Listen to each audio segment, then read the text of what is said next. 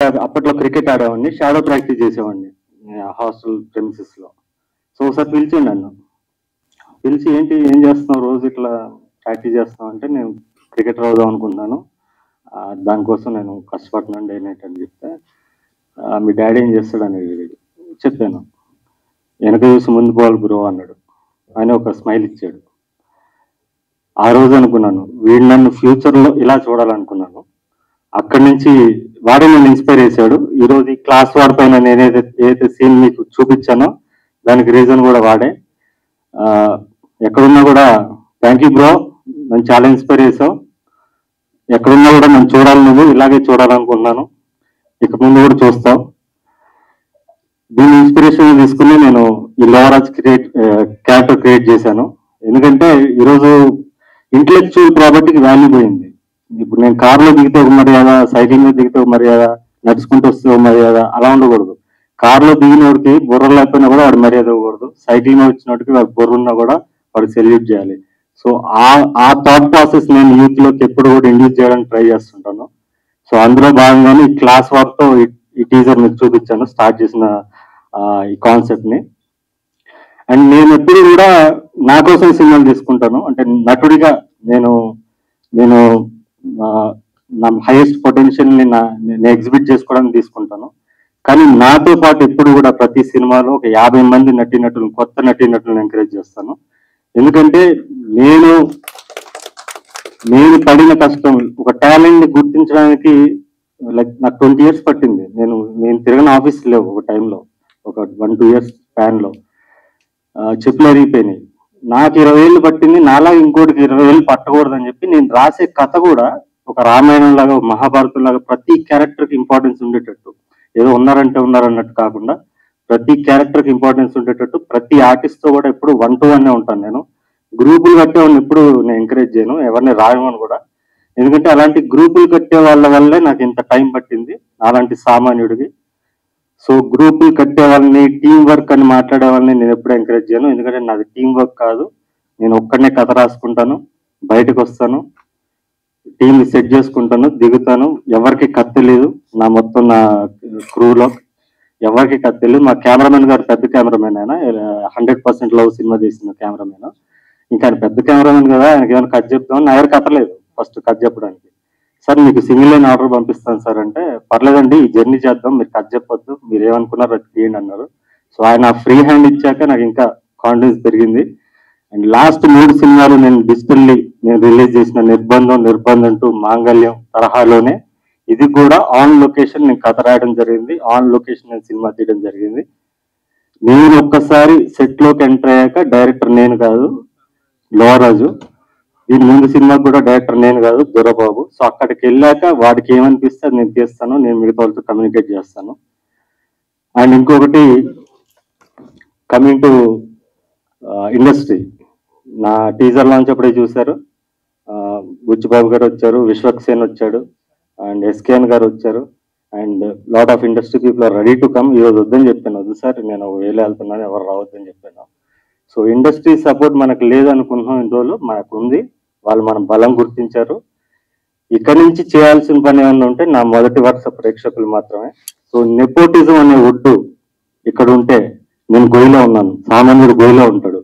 ఈ గొయ్యి నుంచి ఇక్కడికి ఈ ఒడ్డు మీదకి రావడానికి ఒక 10 అడుగులు పడితే, ఇక్కడి నుంచి వేసేదే అడుగే జనాలు చూస్తారు, ఇక్కడ ఈ ఒడ్డు నుంచి వేసే ప్రతి అడుగే జనాలు చూస్తారు. కానీ ఈ గొయ్యిలోంచి వాడు వేస్తున్న అడుగులు చాలా మంది చూడరు. ఆ గొయ్యిలోంచి నేను వేస్తున్న ప్రతి అడుగుని గమనించి నన్ను ప్రోత్సహిస్తూ ఈ స్థాయికి తీసుకొచ్చిన నా ప్రతి మొదటి వరుస ప్రేక్షకుడు, ప్రతి అభిమానికి నేను పాదావందనం చేస్తున్నాను. అండ్ ఈ సినిమాలో నేను యాక్టర్స్ కి ఇప్పుడు థ్యాంక్స్ చెప్పను, వాళ్ళే నాకు థ్యాంక్స్ చెప్పాలి. ఎందుకంటే నా సినిమా మీకు విజిటింగ్ కార్డ్. నేను చెప్పాల్సిన థ్యాంక్స్ ఎవరికైనా ఉందంటే మా కెమెరామెన్ గారు, మా డిఓపి గారు ప్రసాద్ గారు, అండ్ మా సౌండ్ డిజైనర్, నా ఆడియోగ్రాఫర్. సౌండ్ డిజైన్ అనేది చాలా ఇంపార్టెంట్ తెలుగు ఇండస్ట్రీలో. దాని గురించి చాలా మంది అసలు ఎక్కువ మాట్లాడరు. ఇవాళ రసూల్ పూకుట్టికి ఆస్కార్ వచ్చాక సౌండ్ డిజైన్ అని ఒకటి ఉంది, ఆడియోగ్రఫీ అని ఒకటి ఉంది అని చాలా మంది తెలిసింది, లేమని కూడా. సో అలా ఇప్పుడు అందరూ చెన్నైకి వెళ్ళిపోతున్నారు సౌండ్ డిజైన్ అంటే. ఇక పైన after this film I believe Ashok గారికి వెళ్తారు. ఇక పైన మీడియం బడ్జెట్ ఫిల్మ్స్ కానీ, ఒక మంచి సెన్సిబుల్ ఫిల్మ్స్ కానీ చెన్నైకి వెళ్ళొద్దు, అశోక్ దగ్గర రండి. ఈ సినిమా మీకు దిక్సూచి. అండ్ ఇంకా నేను థ్యాంక్స్ చెప్పాల్సింది నా ఆర్ట్ డైరెక్టర్ ఫణి గారికి, ఫణి మూసి గారు అద్భుతంగా చేశారు. And my dance master Ravishri and my fight master Ramu గారికి అందరికీ థ్యాంక్స్. అండ్ అందరికన్నా ముఖ్యంగా నేను థ్యాంక్స్ చెప్పాల్సింది కార్మికుడికి, లైట్ మెన్లు, ఆర్ట్ అసిస్టెంట్లు, క్రేన్ డిపార్ట్మెంట్, లేకపోతే ఈ జిమ్ డిపార్ట్మెంట్, వీళ్ళే అసలు నిజంగా హార్డ్ వర్క్ చేసి అందరికన్నా ముందు సెట్కి వచ్చేది వీళ్ళే, అందరికన్నా లాస్ట్ సెట్ నుంచి బయటకు వెళ్ళేది వీళ్ళే. వీళ్ళ శ్రమతో, వాళ్ళ కష్టం పడితే వాళ్ళ శ్రమ పైన నాలాంటి కళాకారులు గుర్రం మీద సవారీ చేస్తున్నట్టు చేస్తున్నారు. వాళ్ళ కష్టాన్ని మనం మర్చిపోతున్నాం. ఇదో ఇండస్ట్రీ చాలా మంది చెప్తుంటారు, ఐ టోటలీ అబ్జెక్ట్ ఇట్. మా వల్ల ఇండస్ట్రీ బతుకుతుంది, మా వల్ల ఎన్ని ఫ్యామిలీస్ బతుకుతున్నాయి అనేది టోటలీ రాంగ్ కాన్సెప్ట్. అది వీళ్ళందరి వల్ల మేము బతుకుతున్నాం. వీళ్ళ కార్మికుల కష్టం వల్ల కళాకారుడు బతుకుతున్నాడు. సో ప్రతి కార్మికుడికి, నా సినిమాపై పనిచేసిన ప్రతి కార్మికుడికి, ఇప్పుడు మేమంటే ఏదో ఇక్కడికి వచ్చి మాట్లాడుతున్నాం మా సినిమా అని చెప్తున్నాం, కానీ వాళ్ళు ఎక్కడో వేరే సినిమా షూటింగ్ లో ఉంటారు. వాళ్ళు మన ట్రైలర్ టీజర్ చూసుకుని ఈ సినిమా మేము పనిచేసామని చెప్పుకుంటారు. సో మీ రక్త మాంసాల మీద, మీ శ్రమ పైన నేను ఈరోజు నా క్రియేటివిటీ నేను చేసుకున్నా అంటే దానికి కారణం మీరే. మీ అందరికీ కూడా పాదవందనం.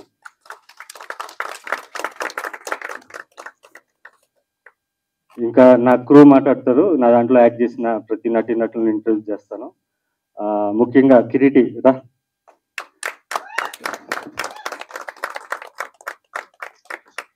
నేను యాక్చువల్లీ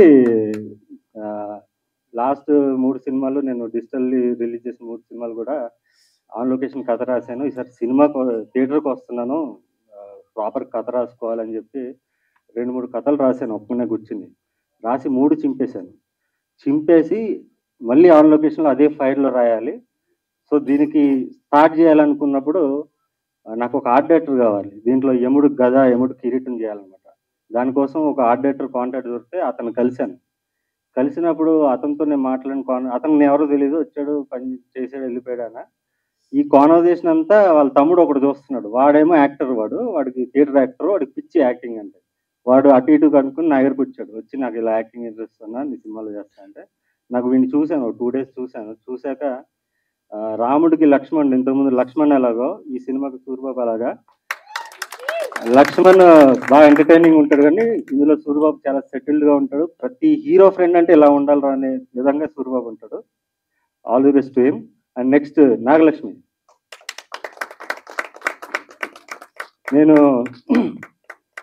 మాంగళ్యంలో శ్రీదేవి క్యారెక్టర్ చూస్తుంటారు. అలాంటి క్యారెక్టర్ అంటే మాంగళ్యం సినిమాలో ఉండే లవ్ కాన్సెప్ట్ నే నేను ఇంచుమించుగా అంటే ఒక హీరో లవ్ ఫెయిల్యూర్ కానీ లవ్ సక్సెస్ కానీ చూపించాలి అంటే ఆ కాంట్రాస్ట్ చూపించాలనుకున్నప్పుడు, శ్రీదేవి లాంటి ఒక క్యారెక్టర్ నేను క్రియేట్ చేయాలనుకున్నప్పుడు, శ్రీదేవి లాగా తన నెగిటివ్ రోల్ అయినా కూడా నెగిటివ్ గా అనిపించకూడదు. తన అమాయకత్వం వల్ల అలా అయింది అనిపించాలి. ప్లస్ పక్కా పల్లెటూరు, గోదావరి జిల్లా పల్లెటూరు అమ్మాయి ఎలా ఉంటుందో అలా ఉండాలనుకున్నాను.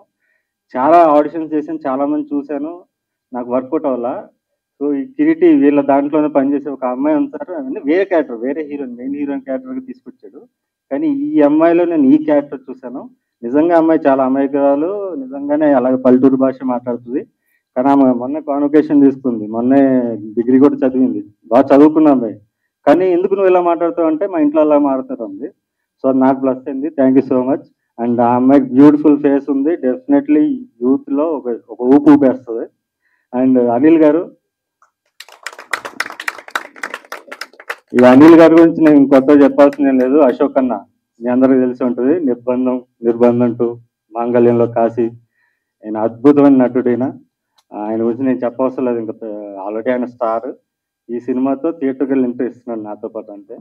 అండ్ మిగతా మన సుధీర్, ఇన్స్టాగ్రామ్ స్టార్ సుధీర్ ఉంటాడు, రారా. వీడు యాక్చువల్లీ రీల్స్ చేసేవాడు అనమాట. నాకు ఇంత పెద్ద స్టార్ అని తెలియదు, రీల్స్ నచ్చి బాగా చేసేవాడు.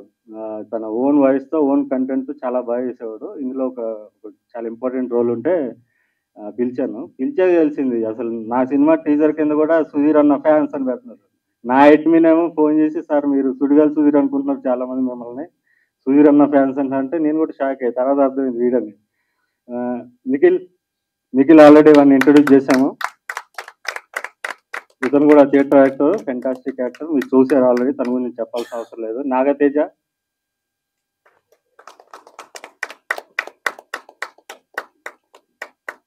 వీడు యూట్యూబ్లో ఇంటర్వ్యూలు చేస్తుంటాడు. రాకేష్ మాస్టర్ని వాళ్ళని ఇంటర్వ్యూ చేస్తుంటాడు, అన్ని ఫ్లాప్, దేనికి వ్యూస్ రావు, అన్నిట్లో నెగిటివ్ కామెంట్స్ నేను తిడుతుంటారు అందరూ. నన్ను కూడా అడిగాడు ఇంటర్వ్యూ 4 years బ్యాక్, అన్న నీ ఇంటర్వ్యూ కావాలంటే నీ లింక్ ఏమైనా పంపించంటే చూసా, నువ్వు యాంకరింగ్ పనికిరావు, యాక్టింగ్ పనికి వస్తావు, నేను చెప్తాను నీ ఫ్యూచర్ అన్న. దీంట్లో కూడా ఫెంటాస్టిక్ రోల్ చేశాడు. అండ్ వీడి డైలాగ్ డెలివరీ గురించి చెప్పాలంటే మాత్రం చాలా న్యాచురల్ డైలాగ్ డెలివరీ, ఫ్యూచర్లో పెద్ద యాక్టర్ అవుతాడు. సో వీళ్ళందరినీ ఇంట్రడ్యూస్ చేశాను, ఇంకా చాలా మంది ఇంట్రడ్యూస్ చేశాను, వాళ్ళ గురించి ఇప్పుడు అంటే ఇంకో మెయిన్ విషయం ఏంటంటే నా క్యారెక్టర్ ఇద్దరు హీరోయిన్స్, శృతి అని ఇంకో అమ్మాయి చేసింది, ఆమె కూడా చాలా బాగా చేసింది. విజయవాడలో ఉంది ఇప్పుడు, కుదరలేదు, సడన్ గా అరేంజ్ చేయడం వల్ల పిల్లలేదు. నాది ఇద్దరు హీరోయిన్ది పక్కన పెడితే మిగతా క్యారెక్టర్స్ అన్నీ కూడా సమానమైన క్యారెక్టర్స్. నా ప్రతి సినిమాలో కూడా 15 నుంచి 20 సీన్లు ఉంటాయి.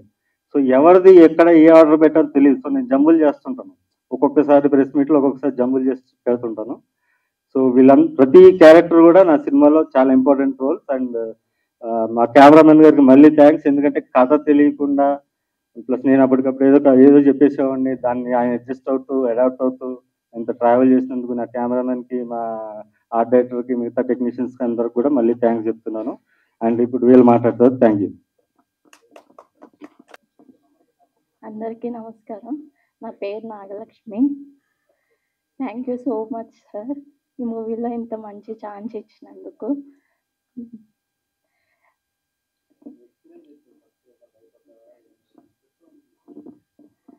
ఈ మూవీలో చాలా భయపడ్డాను, కానీ ఎప్పుడూ సార్ సపోర్ట్ చేస్తూనే ఉండేవాడు నన్ను. నువ్వు చెయ్యగలవు, నువ్వు చేస్తావు అని చెప్పి చాలా సపోర్ట్ చేశారు sir. Thank you so much sir. And మా మమ్మీ మా డాడీకి థ్యాంక్ యూ సో మచ్ చెప్పాలి, నన్ను ఇంత మంచిగా ఈ మూవీలో సెలెక్ట్ చేశారు. Thank you. కొంచెం టెన్షన్. ఫస్ట్ అయితే అన్నకి థ్యాంక్ యూ చెప్పాలన్న, చిన్న క్యారెక్టర్ ఇచ్చినందుకు ఈ సినిమాలో.